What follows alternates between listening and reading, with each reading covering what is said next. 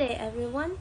For today's vlog, we're going to talk about the very important health issue, which is HIV or Human Immunodeficiency Virus. First of all, what is HIV? This is the virus that destroys the human immune system, which is our defense against disease. When the immune system are weakened, the virus can easily attack our bodies. According to UNAIDS or United Nations Program of HIV and AIDS, there are 38 million people that are affected with HIV worldwide. And did you know that according to the data, that the Philippines, our country, has the largest infection of HIV? 51% newly diagnosed are from the bracket 25 to 34 years of age, while the remaining percentage are between bracket 15 to 24 years old. So, because of this, there are many public and private facilities that offer free HIV testing. Required ba magpa-HIV test? Yes. You know why? Para man-lessen ang mga pagkalat ng virus at hindi na mahawak pa ang ilunas ba dito? As of now, wala pa. But let's not lose hope.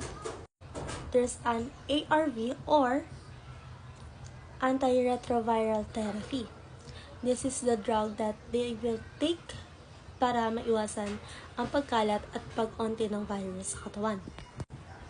Dako tayo sa pangatlong part. Kung paano ba ito nahahawa?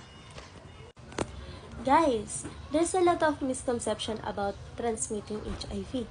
Sinasabi nila, hugging, kissing, sharing food, and shake handsing, mahahawa ka na agad? Hindi. How this transmitted?